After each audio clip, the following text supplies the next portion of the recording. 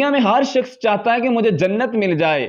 آج میں آپ کی خدمت میں ایک ایسا عمل رکھنے جا رہا ہوں جس کے کرنے سے جنت کے 8 دروازے کھول دیے جاتے ہیں۔ سیدنا عمر بن خطاب فرماتے ہیں، نبی کریم صلی اللہ علیہ وسلم نے فرمایا، من توضأ فاحسن الوضوء ثم قال اشهد ان لا الہ الا اللہ وحدہ لا شریک لہ واشهد ان محمدا عبدہ ورسولہ ثم قال اللہم اجعلنی من التوابین واجعلنی من المتطہرین۔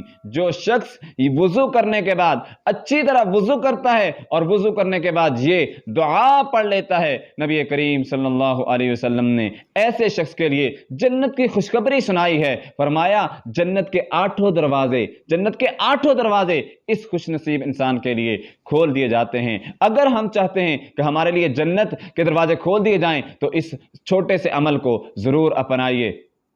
وَإِذَا قُرِئَ الْقُرْآنُ فَاسْتَمِعُوا لَهُ وَأَنصِتُوا لَعَلَّكُمْ